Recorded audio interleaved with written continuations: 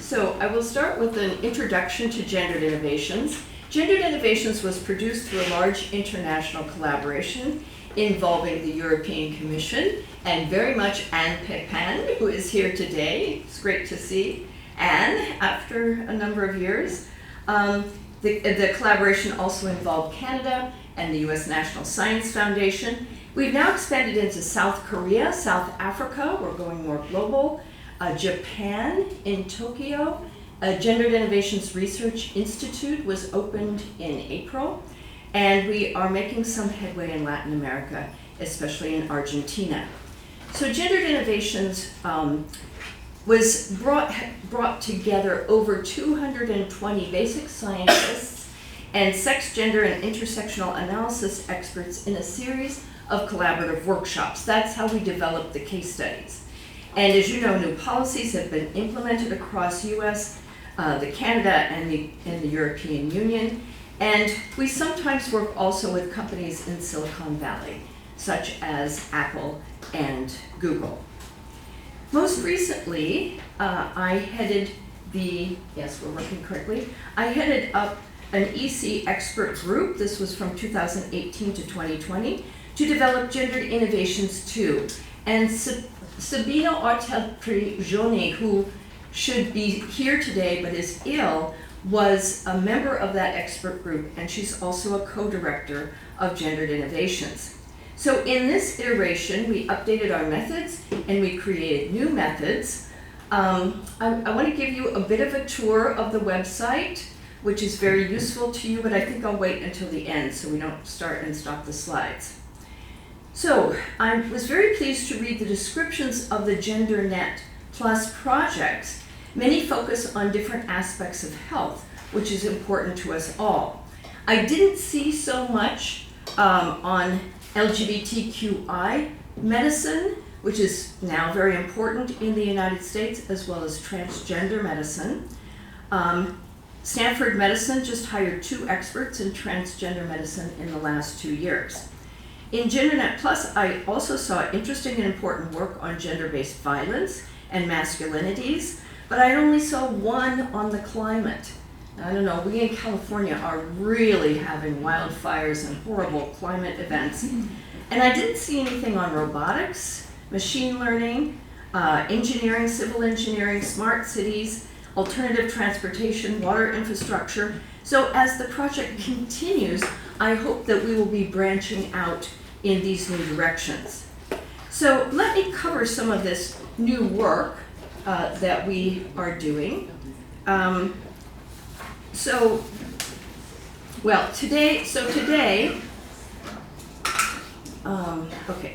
Today I'm going to talk about a number of topics. I'm going to cover some machine learning, some robotics, some haptics. I think I don't have time for haptics. Climate change, marine science, and then some of the new policies that have been put in place. So Gendered Innovations is about integrating sex, gender, and intersectional analysis into the design of research. The operative question is, can we harness the creative power of sex, gender, and intersectional analysis for discovery? Does taking this type of analysis add a valuable dimension to research? Does it take research in new directions? So let me start with machine learning. There are many examples where unintentional bias is built into algorithms or software systems. So let's take this example of computer vision. You are all always typing in some word and you might expect an image to pop up. So that all works through computer vision. And this I call the two-bride problem. It's an image of 2 brides. One here, I don't think the pointer's working, so the bride dressed in white is a traditional US bride and correctly labeled bride, dress, woman, wedding. But the photograph of this North Indian bride is mislabeled performance art, red, costume. So why is this? In almost every instance, it's the underlying data.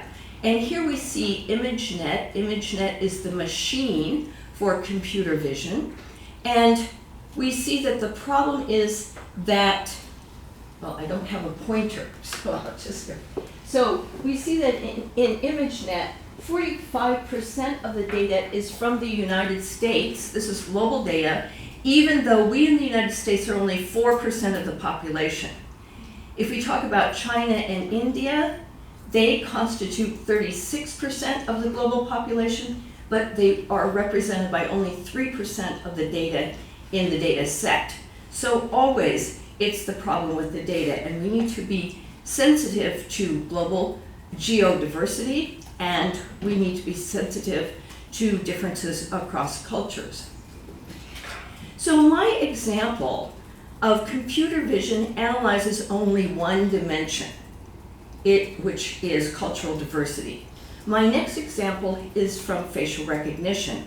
And here I will discuss intersectionality. This is a higher level type of analysis. Intersectionality is a term coined already in 1989 by legal scholar Kimberly Crenshaw to describe overlapping or intersecting forms of discrimination related to gender, sex, ethnicity, age, socioeconomic status, sexual orientation. The list can go on and will differ by culture. And let me show you how this is applied in work by Joy Buolamwini called Gender Shades. So Gender Shades is a facial recognition system, and Joy Buolamwini and Gebru focus on intersectionality, specifically on how gender and skin tone interacts. And they showed that facial recognition cannot see Black women's faces. In fact, Joy Buolamwini is a woman with dark skin tones. She's a researcher at MIT, just got her PhD. She was working on facial recognition, and she realized the program could not see her own face. So she did this analysis of facial recognition systems and found that when you do the gender analysis, the system performed better on men's faces than women's faces overall. If you do the racial analysis or skin tone, you see that the system performed better on lighter skin than darker skin. And the intersectional analysis here is what we're interested in. The system performed worse for Black women. The error rate was 35% wrong, which is really not acceptable. The error rate for darker skinned men was 12%, for lighter skinned women was 7%, and then for lighter skinned men, it was only a 1% error rate, or it's almost always correct. But there's more dimensions we can look at. If we do a sexuality analysis, the system cannot recognize transgender faces often, especially during periods of transition. And there's another gender analysis we should think about. Facial cosmetics reduce the accuracy of facial recognition methods by up to 76%. So good to know if you're crossing an international border, which is almost all done with facial recognition now. You better put on the same makeup you put on when you had your passport photo taken. Just saying. So here is the intersectional innovation. Buolamwini and Gebru created a more inclusive data set, including the faces from women and men of darker and lighter skin, drawn from members of parliament from 6 countries, 3 from Africa and 3 from Europe. But do you see the problem with this data set?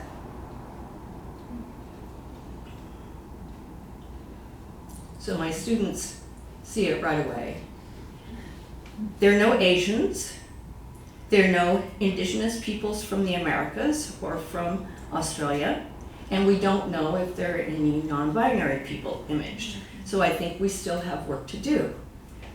So now let me add that getting the data right and making technology see everyone is one aspect of the problem with facial recognition, but there are larger issues of security. Transgender people, for example, may not want to be tracked by facial recognition at all. And many countries have taken action against facial recognition. Belgium, for example, declared it illegal in their country. France and Sweden have prohibited facial recognition use in schools. And California, where I live, the local authorities do not let police use facial recognition. So there are always many things to consider. So one of our parallel sessions, I think it's this afternoon, is devoted to intersectionality. So we at Gendered Innovations made a new tool, our intersectional design cards, and I'm happy to say they won a prize in the UK last spring. Kind of shocking, I mean, I don't know. This came out of our design class, and we wanted students to design intersectionally, not just on gender, not just on one dimension. So you can see our factors here: age, disabilities, educational background, ethnicity. We also have blank cards, so that if you're working on a project and we have not mentioned the dimension of interest, you can fill that in. Now you'll be interested to know that these are Apple's intersectional factors. So companies are taking note, and they have lots of factors here. I'm especially delighted, and you know, we are always saying, well, the purpose of our work is social equality, social justice, excellence, innovation, and environmental sustainability. But Apple here is looking to empower, but to delight everyone. They want to improve their consumer base, of course. And I especially like handedness. I mean, if we just choose out one of these, my neighbor is also a Stanford professor, and she is a famous hand surgeon. But she is left-handed, and all the instruments, when she was going through training, were made right-handed. So just think how awesome she could be if she had instruments that actually worked for her. So many different aspects here. So the first point to make is these factors differ by culture. Both of these sets you've looked at are made for the US, although Apple is designing globally. So they'll be thinking globally as well. So Europeans, I think race or ethnicity is on both. Yes, race is on both sets. And Europeans tell us constantly that they can't include race, for example. But because we design for global cultures, we need to consider race, I think, as well. Now, a second factor to make is that every researcher needs to choose the factors most relevant to their project. People look at this and they go, oh, what shall I do?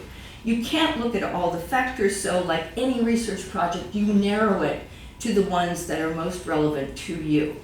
But you should not rely on unconscious defaults. That's our point. Now I want to move on to social and caring robots, or embodied AI. I don't think I'm doing haptics, but I might talk about haptics. So these topics are of interest across disciplines. You need humanists working together with social scientists, with computer scientists, and roboticists. So a Stanford lab is promising to develop a robot to clean up your kitchen. If a robot can clean up my kitchen, I'm ordering 2 or 3 right away. But there are lots of questions about these social robots. What factors should they embody, if any? For example, should robots be gendered? So if a robot is a nursing robot, should it be gendered female to match user expectations? We must remember that 90% of nurses worldwide are women. So users are going to expect a female, a woman. If the robot meets user expectations, will the patient be more compliant? Will patients be more likely to take the medicine or do the exercise that the robot is recommending? So it's important to remember that robots are designed in a world alive with gender norms, gender identities, and gender relations. And here I'm just showing gender norms. Gender norms in the workplace or the family or institutional policies are those spoken and unspoken cultural attitudes that influence our behaviors. Humans, whether as designers, designing the robots, or as users using the robots, tend to gender machines because in human culture, gender remains a primary social category. So many specialists in human-robot interaction argue that because humans have this tendency to project human cues, social cues, onto machines, we should in fact gender our robots because they will be more effective. But there's a danger here. As soon as users gender a machine, stereotypes follow. The danger is that gendering robots may reinforce gender inequalities by embodying current stereotypes. So designing hardware, i.e. robots, toward current stereotypes may amplify those stereotypes into the future. So the challenge for designers is to understand how gender becomes embodied in the robot, because you may not include gender, but the user may see gender in the kind of cues that you design in, and you need to design a robot that promotes social equality. So not only are robots gendered, but they can be placed ethnically in cultures. And here intersectionality comes again into play. So importantly, we found one robot that can be customized for skin tone, Milo and Carver. So Milo and Carver are little robots for autistic kids, right? They're to teach kids how to interact. The robot responds to facial expressions, this sort of thing.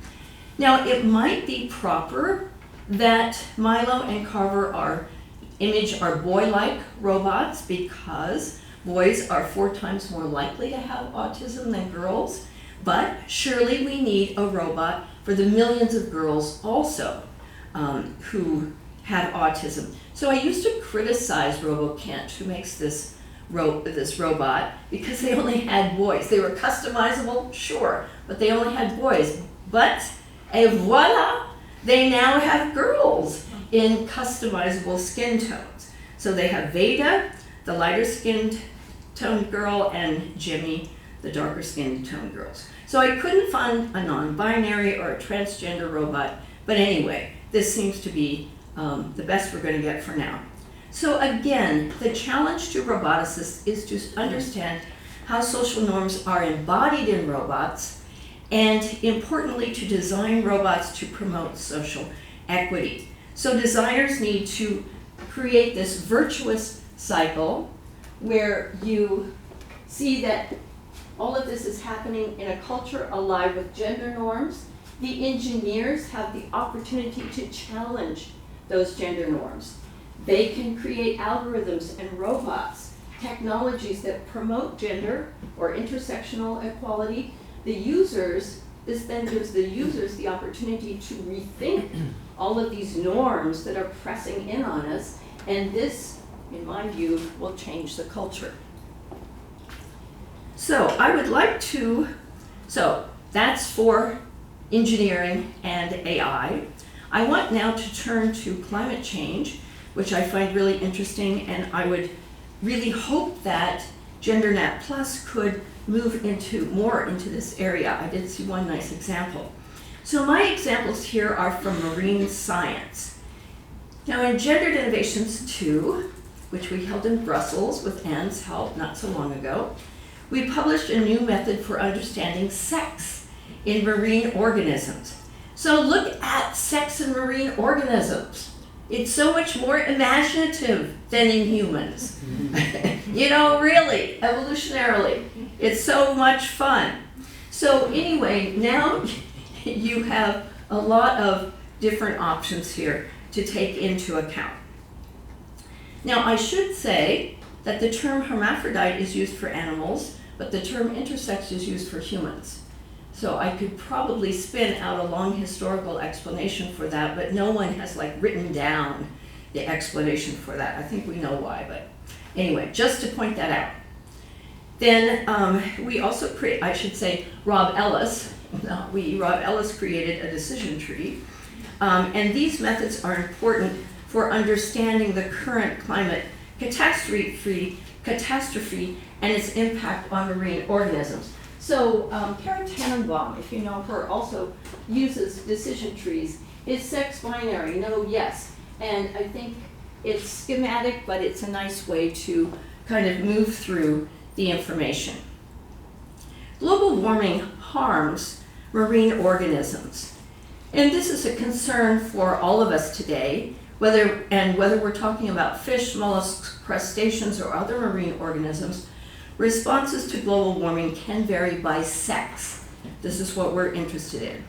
In an excellent article, Does Sex Really Matter?, Rob Ellis et al. Reviewed the state of sex analysis in marine science. This was 2017, and they found that only 4% of all the studies analyze sex. So this is a real missed opportunity.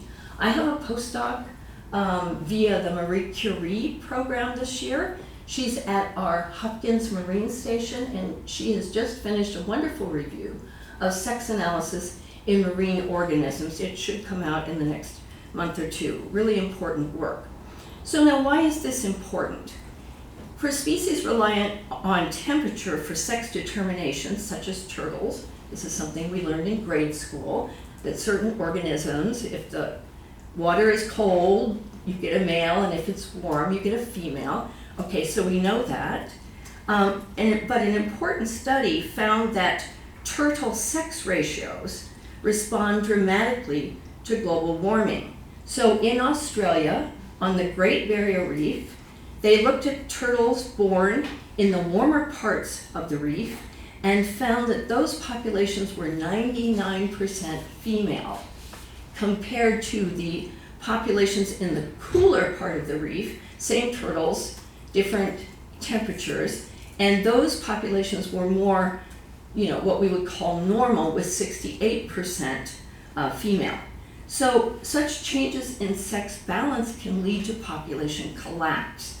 If a population is 99% female, it's hard for it to reproduce. Analyzing sex-based responses to climate change enables better modeling of demographic change among marine organisms and downstream impacts on humans. Effective ocean management and mitigation of climate change impacts depends on understanding organism and ecosystem responses to environmental change. So in the climate space, we also did a life cycle assessment of menstrual products. I did this with 3 colleagues in France. I had a student who was supposed to come from Paris, but then there was the pandemic and she couldn't come. But nonetheless, we prevailed and we did this study. So menstrual products such as tampons and pads pollute. 50 billion tampons and sanitary pads, plus their packaging, end up in landfills or sewer systems each year in the US alone. And in addition, consumers spend 26 billion globally on these throwaway products. This means that both the economic and environmental cost of these products is high. So can a change in menstrual products help achieve the UN Sustainable Development Goals number 5, gender equality, and number 6, clean water and sanitation by the year 2030? Can we promote 2 social goods, both gender equity and global sustainability?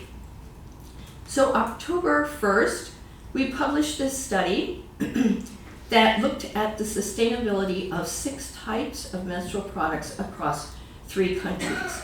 These countries were the US, France, and India, and the menstrual products were pads, organic and non-organic, tampons, organic and non-organic, menstrual cups, and menstrual underwear.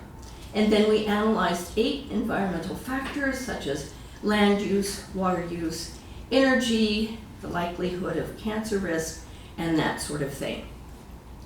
So now you see the results. I'm sorry, it's a little hard to see, but if we just look at the one for France, here we see that these are in every instance, in every country, except in India, menstrual cups and menstrual underwear are not widely used.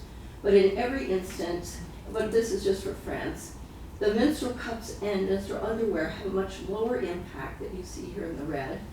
And the disposable pads and tampons have a much greater impact.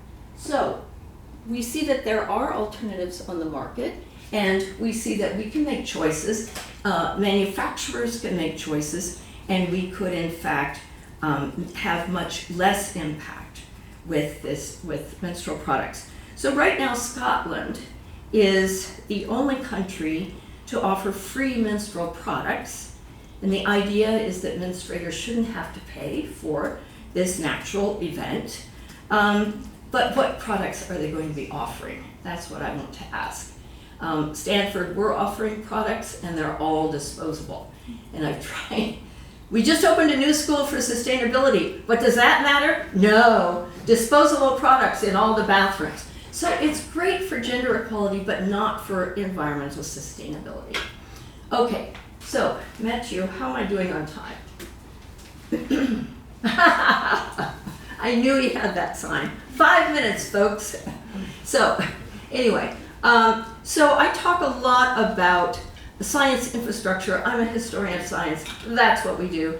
And if we want to make change in how scientists do their science, if we want to really integrate sex analysis, gender analysis, intersectional analysis as a normal practice in science, we have 3 pillars of science infrastructure that can nudge people to do this. So the first is the funding agencies here.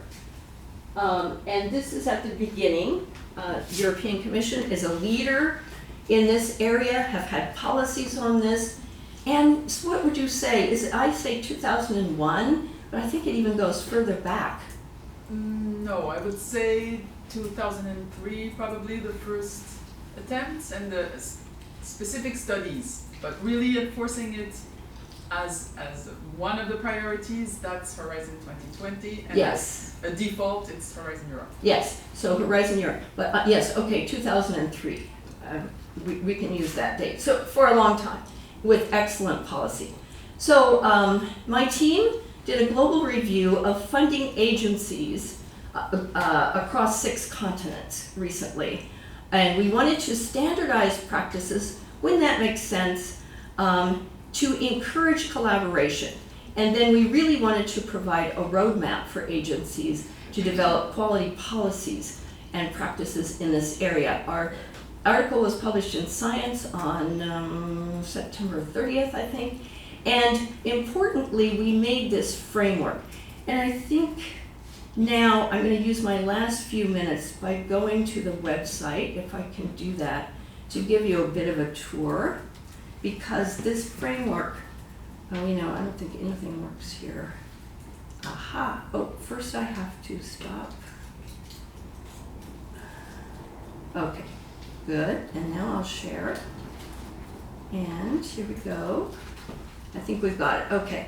So the part the screen does not move. Okay, so policy recommendations. This is not my computer. And what I want to show, how do you go up and down on it? Oh, here you go. This is old school. Yeah. Oh, okay, good. Okay, great. This way? Okay, thank you. So in granting agencies here, I have for many years had a list of policies up, but now what we have up is this framework of if you are a funding agency and you want to incorporate policies for including sex, gender, and intersectional analysis in the design of research, what are the things you need to do? Our global study found that most agencies just ask for it in the proposal with no supporting framework. So first of all is definition of terms, and what we've done is collected all the definitions that we know about from the various funding agencies and from the Gendered Innovations website, from many places. And then, oh, Chloe, don't go away. How do I go back? Oh, Chloe. Yeah. Oh, I have actually, well, I want to go back to the top. Okay, I think I've got it here. I want to go back here. Okay, so here we are again. Okay, got it, sorry.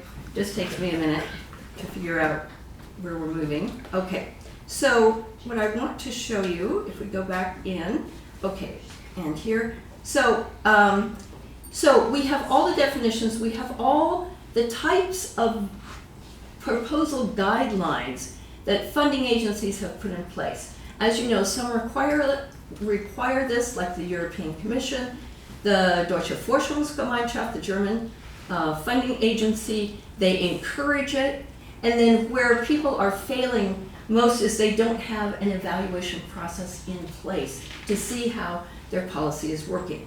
But the last thing I want to show you here is the training.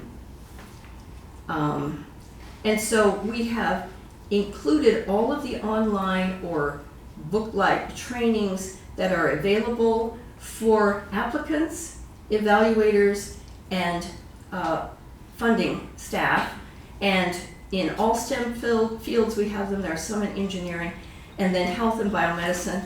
I think Canada's trainings are especially lovely. Here, the Institute for Gender Health videos, and also the sex and gender. So there are many, many resources. People don't have to start from the beginning, but you can work from the things that other people are doing.